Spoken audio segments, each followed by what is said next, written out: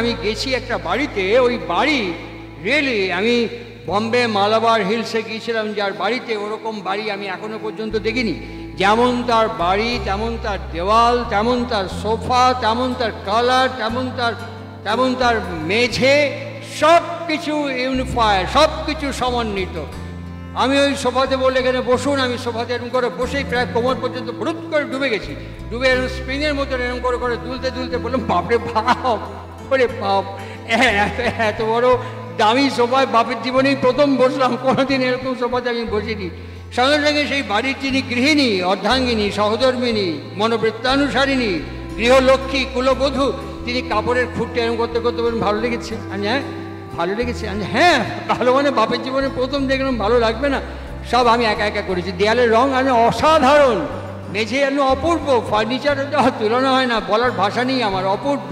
সব আমি একা একা করেছি, জানেন, সব একা একা করেছি। তাই নাকি? হ্যাঁ, শুধু এগুলো, এই সমস্ত মিস্ত্রিদের সাথে কমিউনিকেট করা, দুটো ছেলে আমার, দুটো ছেলেকে কোচিংয়ে নিয়ে যাওয়া, সাঁতারে নিয়ে যাওয়া, ছবি আঁকে নিয়ে যাওয়া, জিমে নিয়ে যাওয়া, পড়াশোনা করতে নিয়ে যাওয়া, কলেজে স্কুলে ছাড়া, সব আমি একা একা করেছি। জানেন, চাফি খাবেন? আমি কি খাবো? চাফি? আমি চাফি আবার কি, সে তো কোনোদিন শুনিনি। মানে চায়ের অর্ধেকটা, কফির অর্ধেকটা, দুটোকে চার ফি একসাথে করে চাফি। চাফি খাবেন? আমি বাপের জীবনে খাইনি, যদি দেন তো খেয়ে নেবো, অসুবিধা নেই কিচ্ছু। হ্যাঁ চাফি খাবো, তাহলে আনি। বলো ওইটুকু গিয়েই পেছনে ফিরল। আর কিছু বলবেন? না না, আপনি তার তো প্রশংসা করলেন। যার জন্য করলাম, যার এখানে ঘুরপক খাচ্ছে না, মন পেলাম না, এরকম ব্যাগ গিয়ারে এরকম করে দেখে বলো মন পেলাম, চলে। কিছু দূর গিয়ে থেমে বলো, চিনতে পারলো না, জানেন, ফুরুত করে আঁচল দিয়ে চোখের কোলটা মুছে ফ্রেশ করে চলে গেল। তার 5 মিনিট বাদে ওর বর মানে স্বামী, সে ঢুকে আমার উল্টো দিকে সোফাতে ঠ্যাঙের ওপর ঠ্যাং এরকম করে তুলে হাত দুটো পেছনে হেলান দিয়ে বললো, আমার নিন্দে করছিল বুঝি? আর না না, একদম না। আরে হ্যাঁ হ্যাঁ, এই বুঝলাম, এই হ্যাঁ, এগুলো সব বলিস। আচ্ছা, আপনি মহাভারত দেখেছেন? বি.আর. চোপড়া? হ্যাঁ, দূরদর্শনে দেখেছি। আচ্ছা, মহাভারতে হস্তিনাপুর রাজসভায় যখন দুঃশাসন ফার করে দ্রৌপদীকে চরকির মতো ঘোরাচ্ছে, কাপড় টেনে নিচ্ছে, পেছন থেকে যদি শ্রীকৃষ্ণ সাপ্লাই না দিত কি হতো? আর সর্বনাশ হয়ে যেত, একেবারে সর্বনাশ। আমার বউ যে সকাল থেকে চরকির মতো ঘুরছে, এই করেছে সে করেছে বলে যাচ্ছে, আমি যদি সকাল থেকে এই সাপ্লাই না দিতাম, বউ চরকির মতো লাট্টুর মতো ঘুরতে পারতো? একদম না দাদা, চিনতে পারলো না, মন পেলাম না।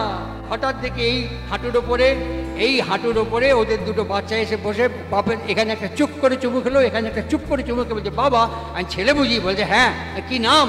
বললো নাম, এর নাম হচ্ছে বুলেট, আর এর নাম হচ্ছে রকেট। জানি বা বিউটিফুল, একটা উড়বে একটা ফাটবে।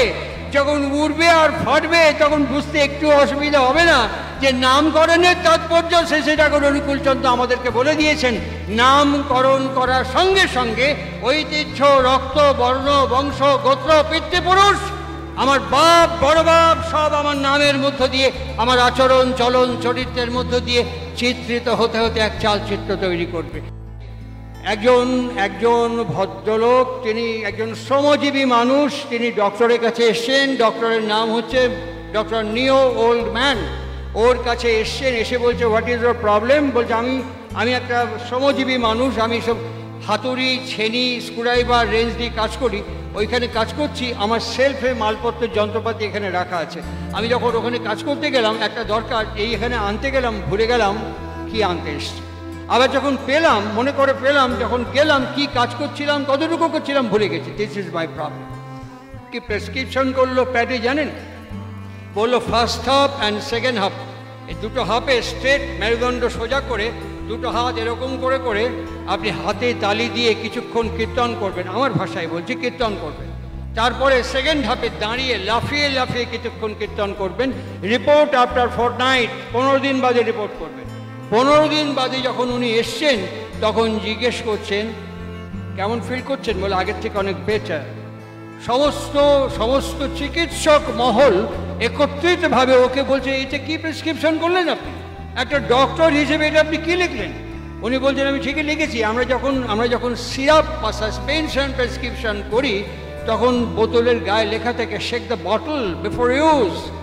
এই সিরাপটা খাওয়ার আগে ভালো করে ঝাঁকিয়ে নেবেন। বলি আমার বাবা যখন আমাকে বাবার শরীর থেকে আমার মার শরীরে প্রেরণ করেছে, আমি ধীরে ধীরে 10 মাস 10 দিন পর মার শরীর থেকে ভূমিষ্ঠ হয়েছি, এই এত বড় হয়ে দাঁড়িয়ে আছি। আমি যদি আমাকেই জিজ্ঞাসা করি মর্নিং টিল নাইট আমি আমাকে কতবার ঝাঁকিয়েছি, কতবার ঝাঁকিয়েছি, অনেকবার ঝাঁকিয়েছি। এই যে ও টাকাও করেছে 2 নম্বরই পয়সা, এই যে ও চাকরি পেয়েছে ঘুষ দিয়েছে, এই যে ও বাড়ি করেছে চেরিংবাজি করেছে, এরকম করে ঝাঁকিয়েছি। আরে ও তো ভালো না, সংসার ভালো না, সুখ নেই, এরকম করে ঝাঁকিয়েছি, এরকম করে ঝাঁকিয়েছি, অনেকবার ঝাঁকিয়েছি। কারো প্রতিষ্ঠা ঈর্ষান্বিত হয়েছি, কারো নাম যশ খ্যাতিতে বুকের পাঁজরের তলে চিনচিন ব্যথা করেছে, কারো উন্নতি দেখলে পরে ঈর্ষা হয়েছে, হীনমন্যতা হয়েছে, এরকম ঝাঁকিয়েছি। কম ঝাঁকাইনি, অনেক ঝাঁকিয়েছি, কম ঝাঁকাই, অনেক ঝাঁকিয়েছি। একদিন চৈত্র বৈশাখ মাস শ্রী শ্রী ঠাকুরের কাছে বসেছিলাম। ওখানে দেওঘরে ঘূর্ণিঝড় হতো, এখন হয় কিনা জানি না। হঠাৎ একটা বাতাস এরকম কিছু ঘুর পাকিয়ে যেত, এরকম গিয়েই ফুট করে উড়ে যেত উপরে, খড় পাতা কুটো সব ওর মধ্যে পাকে আবার কমে যেত। কিছুক্ষণের মধ্যে ঘূর্ণিঝড় হতো একটুখানি সময়ের জন্য। ঠাকুর একটা খোলা জায়গায় চৌকের ওপরে বসে আছে। হঠাৎ একজন লোক হেঁটে ঠাকুর প্রণাম করতে আসছে, ওরকম ঘূর্ণিঝড় হওয়াতে পট করে চোখের মধ্যে গিয়ে একটা কুটো পড়েছে। সে কুটোটা অনেক জলের ঝাপটা টাপটা দিয়েছে, এ করে যে বার করতে পারেনি। তখন সে সামনে যে লোকটা দাঁড়িয়ে আছে চোখটা এরম করে বলছে, দেখুন তো আমার চোখে কিছু পড়েছে কিনা, দেখুন তো চোখে কিছু পড়েছে কিনা। সে লোকটা বলে, হ্যাঁ হ্যাঁ একটা কুটো আছে। আস্তে আস্তে আস্তে আস্তে কুটোটা একটা রুমালের খুঁট দিয়ে বার করে দিল। ঠাকুর টোটাল সিনারিওটা দেখলেন, দেখার পরে বললেন, দেখেছিস শালা, মানুষের চোখ সব দেখতে পায়, মানুষের চোখ দুনিয়ায় কনে কি হচ্ছে সব দেখতে পায়, কিন্তু শালা চোখে যদি কুটো পড়ে চোখ আর তা দেখতে পায় না। চোখের মধ্যে যদি কিছু পড়ে চোখ আর দেখতে পায় না, এই চোখ সব দেখতে পায়, কিন্তু চোখে কিছু পড়লে সে আর দেখতে পায় না। এই চোখকে দেখার জন্য আমার সামনে কোনো পার্সনিফাইড লিভিং এক্সিস্টেন্সের নাম হচ্ছে গুরু। এই এমনতর একটি ব্যক্তির সান্নিধ্যে থেকে যখন তার নির্দেশাবলীকে আমি এক্সারসাইজ করব, তখন একটু একটু একটু একটু করে চোখকেও দেখতে পাবে। ঝাঁকাতে শিখবো। শ্রীমদ্ ভাগবত আমাদেরকে বলেছেন, বাস্তবা মাত্র বস্তু শিবদাম পাশ্চাতি বস্তু সূক্ষ্ম।